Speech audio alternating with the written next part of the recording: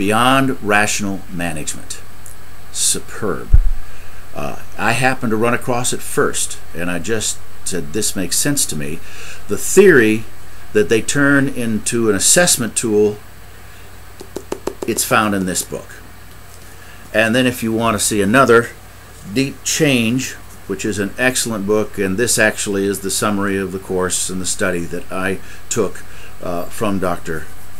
Quinn. When you have completed this reading, you're going to answer 3 questions in about 300 to 400 words. Think longer, write shorter. ICE. What's the one idea or insight you want to share? Connect that, contradict that. Where do you see that in the other things you are reading? Other pieces of material, other parts of the book, other pieces of the lectures, other courses that you've taken.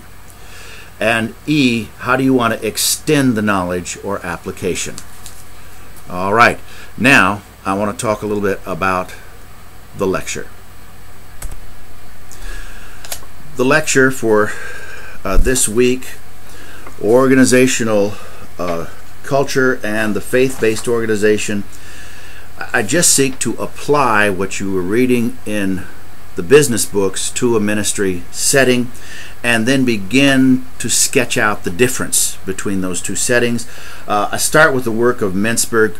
Wonderful, wonderful fellow. His myths are just superb.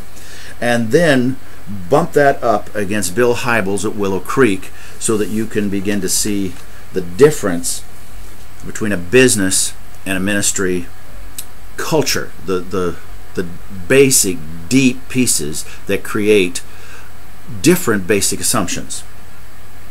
Top of page 7, you will see the kind of the 5 things that I'll be working with through the lectures, and then I give you my introduction to culture, particularly as it applies to ministry, and talk about the idiom and the difference between signals and symbols.